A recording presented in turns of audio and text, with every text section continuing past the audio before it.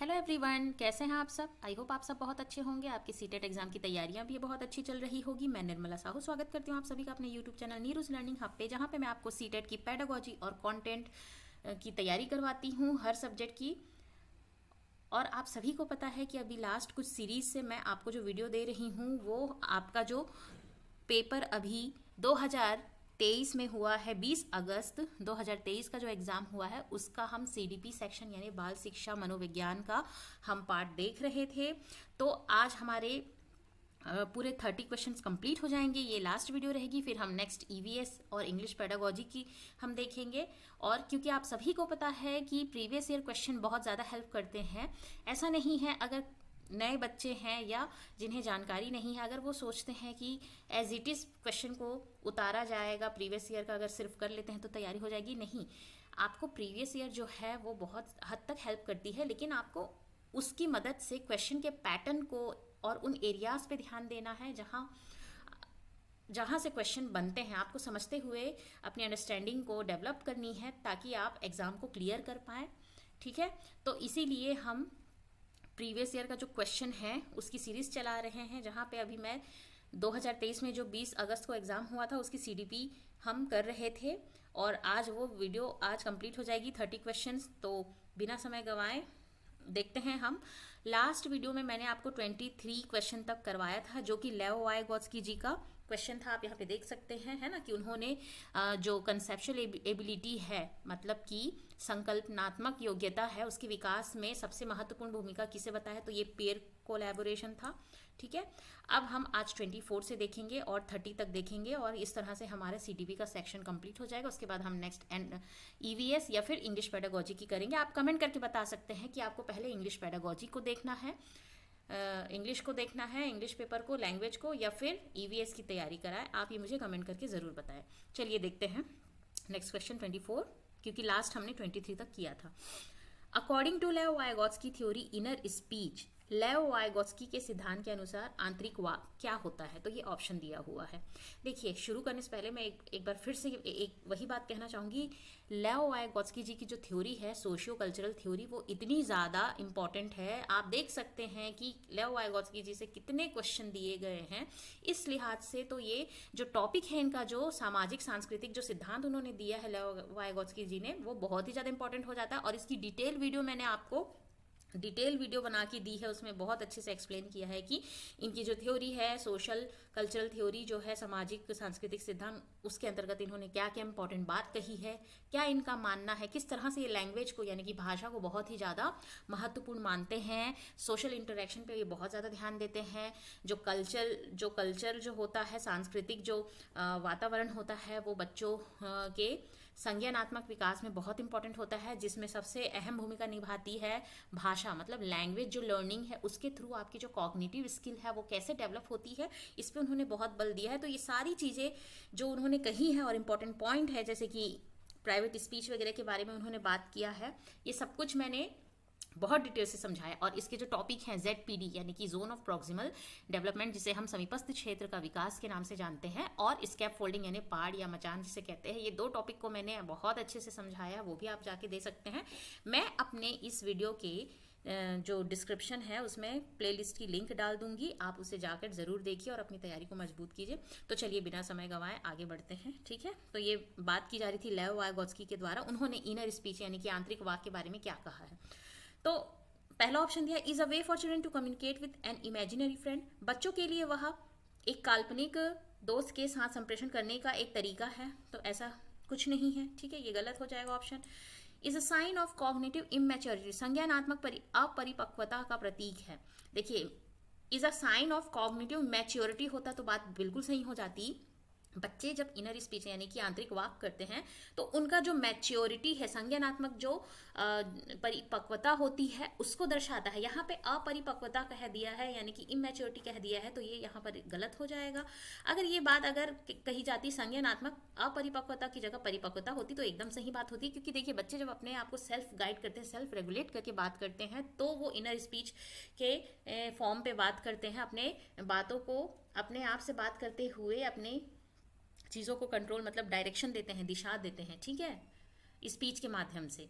तो इसका मतलब ये होता है कि वो संज्ञानात्मक परिपक्वता को दर्शा रहे हैं, यहाँ पर उल्टा कह दिया है। नेक्स्ट हम देखते हैं, is a sign of developmental delay, विकासात्मक देरी का संकेत है, ऐसा कुछ नहीं है, ठीक है। Is a way for children to regulate their own thinking, बच्चों के लिए अपनी सोच को नियंत्रित करने का एक तरीका, यस करेक्ट। क्या चीज़ करना है क्या नहीं करना है, वो अपने आप से जब बात करते हैं ना, तो अपनी जो थिंकिंग है, अपने विचारों को वो नियंत्रण में करते हैं, ठीक है, कि कितना करना है, क्या करना है, किस तरह से करना है, कैसे करना है, तो ये इनकी संज्ञान का विकास होता है, ठीक है।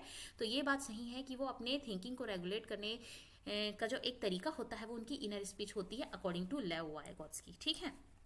वहीं अगर हम प्याजे की बात करें की जाए तो उन्होंने इस पे बहुत ज़्यादा महत्व नहीं दिया था, कहा था कि कोई खास महत्व नहीं रखता है। लेकिन वाइगोत्स्की जी इसे इनर स्पीच के नाम से कहते हैं कि जो बच्चे अगर खुद से आंतरिक वाक करते हैं, यानी कि साइलेंट जो टॉक करते हैं या आंतरिक वाक उनकी होती है, वो क्या हो जाएगा, वो क्यों किस लिए की जाती है, अपनी थिंकिंग को रेगुलेट करने के लिए, अपने सोच को नियंत्रण में करने के लिए, ठीक है, एक तरीका होता है। आपका 4th नंबर जो आंसर है वो सही हो जाएगा।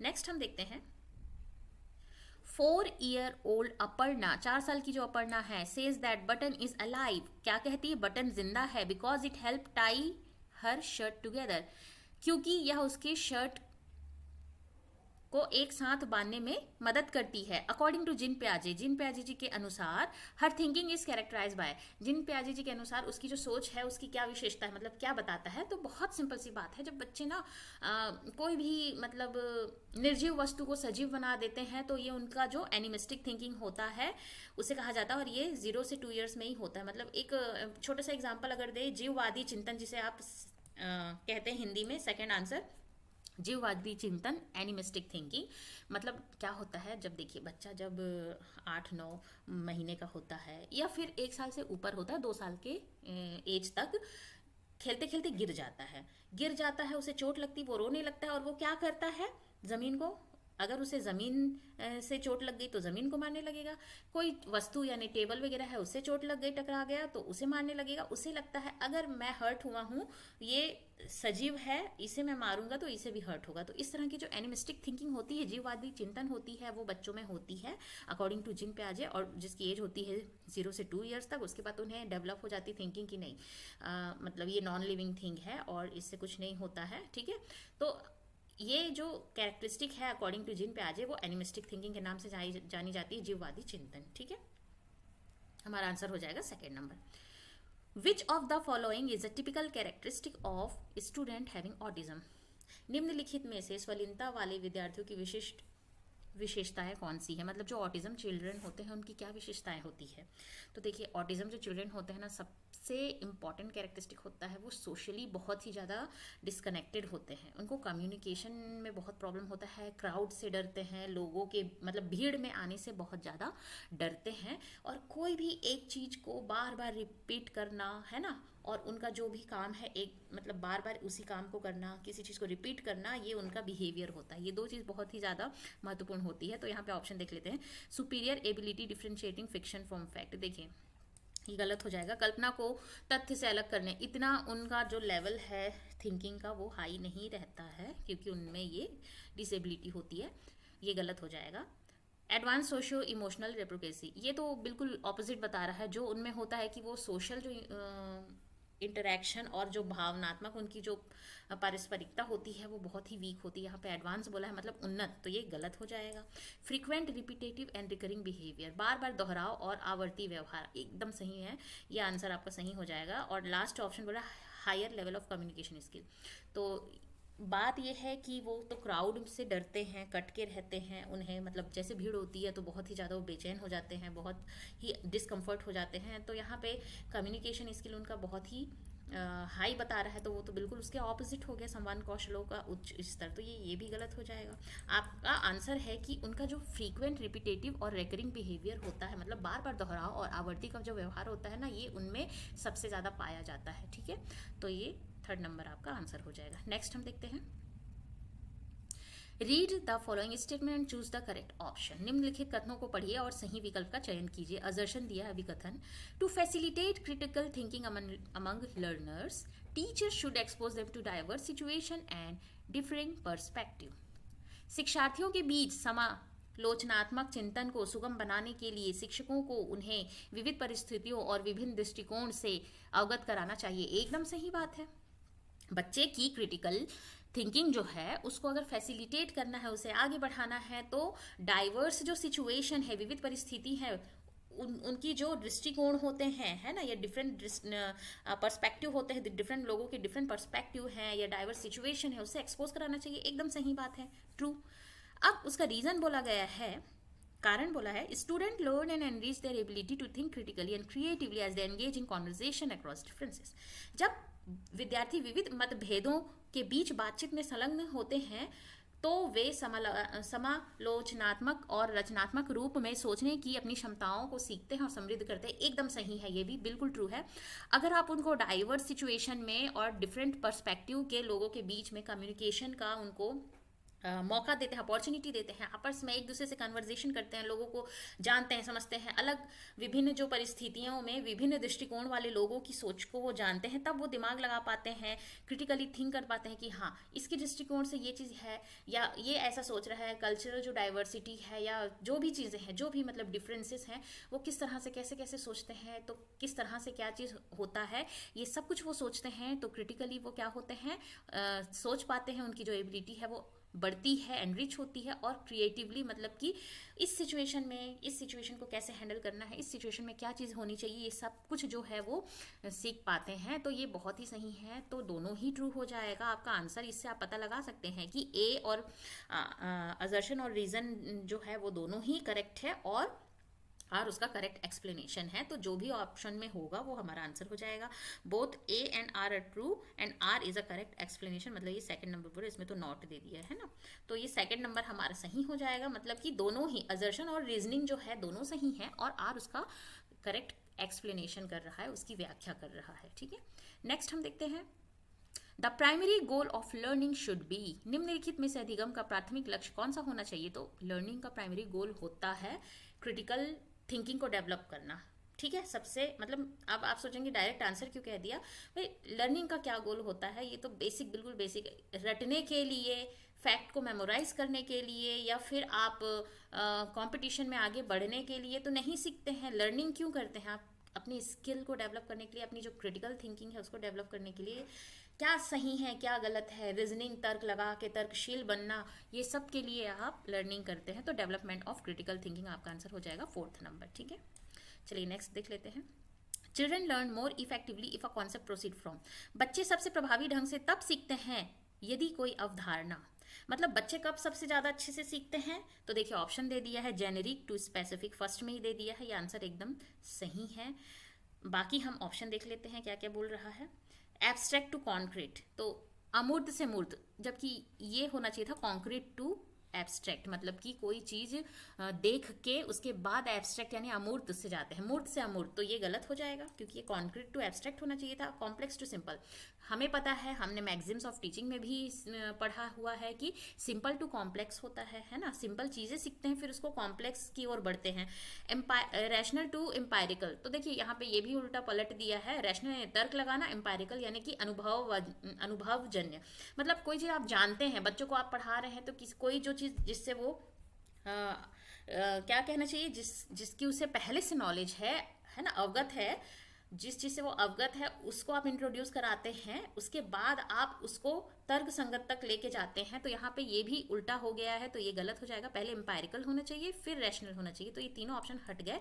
सिंपल है, यहाँ पे दे दिया है जेनेरिक टू स्पेसिफिक, यानी सामान्य से विशिष्ट की ओर लेके जाएंगे। पहले आप सामान्य जो चीजें हैं वो बताएंगे, उसके बाद विशिष्ट, मतलब जो स्पेसिफिकली जो टॉपिक को आपको इंट्रोड्यूस करना है उसके मतलब वहां तक आप मतलब वहां करेंगे। ठीक है, वहां तक लेके जाएंगे, बच्चों को समझाएंगे। तो ये जनरल टू स्पेसिफिक, जिसे हम जेनेरिक टू स्पेसिफिक यहाँ पर दे दिया है, वो हमारा आंसर हो जाएगा 1st नंबर। सामान्य से विशिष्ट की ओर बढ़ता है जब बच्चों को आप सिखाते हैं।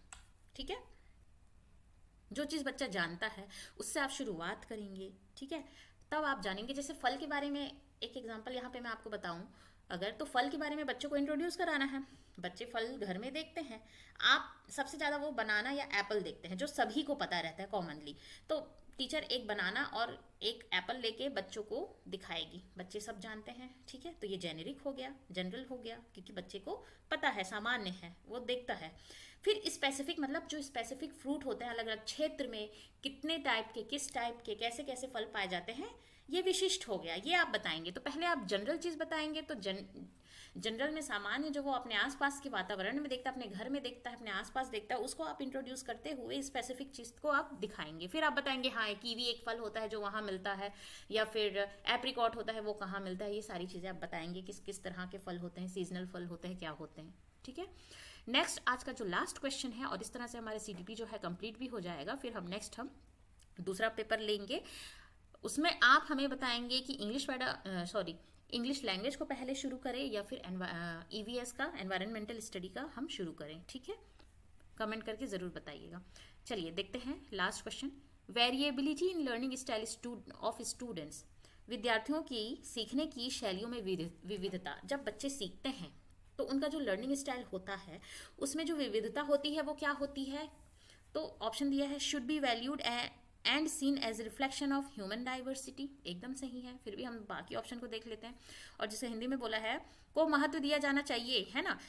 जो लर्निंग जो स्टाइल है उसमें वेरिएबिलिटी होती, विविधता होती है, उसको महत्व देना चाहिए, ताकि हम जान सकें कि मानव विविधता की जो प्रतिबिंब के रूप में देखा जाना चाहिए, कि मतलब ह्यूमन डाइवर्सिटी होती है, क्योंकि पूरा ह्यूमन ही क्या है, बिल्कुल डाइवर्स है, अलग कल्चर जो है, सांस्कृतिक है या बैकग्राउंड है, या उसका जो सोशो स्टेटस है, ये सब कुछ से वो डिफरेंट तरीके से, डिफरेंट क्षेत्र से, रीजन से आ रहे हैं। दूसरा कल्चर है, डिफरेंट कल्चर है, उसका क्षेत्र अलग है, तो अलग अलग चीज़ें होती हैं।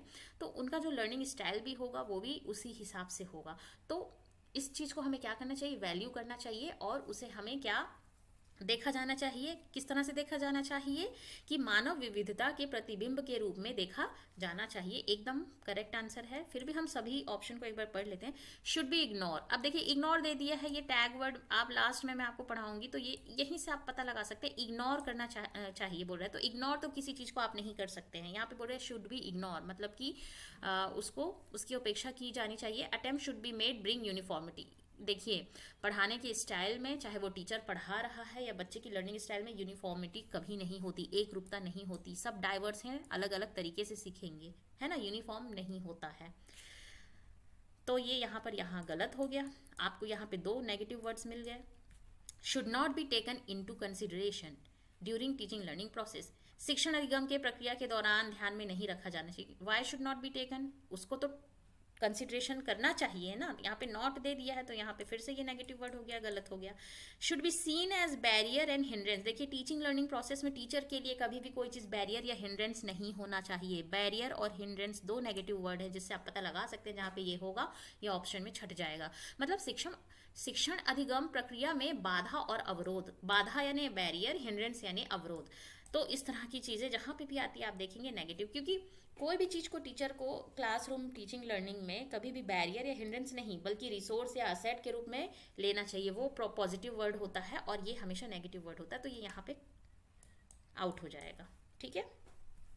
ऑप्शन से हमारा जो यही ऑप्शन है कि इस जो वेरिएबिलिटी होती, विविधता होती है, उसको वैल्यू करना चाहिए, ये मान के चलना चाहिए कि ह्यूमन जो डाइवर्सिटी होती है वो उसका एक रिफ्लेक्शन है। तो आपका ये आंसर फर्स्ट नंबर हो जाएगा। इस तरह से 30 क्वेश्चन सीडीपी के कंप्लीट हो गए हैं। नेक्स्ट में हम मिलेंगे वीडियो में इसी का ही 2023 का जो पेपर हुआ था उसका अलग कोई सब्जेक्ट को देखेंगे। तब तक के लिए पढ़ते रहिए, आगे बढ़ते रहिए। वीडियो अगर आपको यूज़फुल लगी हो तो लाइक शेयर सब्सक्राइब ज़रूर कीजिएगा, और कमेंट करके ज़रूर बताइएगा कि आपको पहले एनवायरमेंटल स्टडी का करवाएं इस पेपर का, या फिर लैंग्वेज का करवाएं, ठीक है। तो thanks for watching, thank you.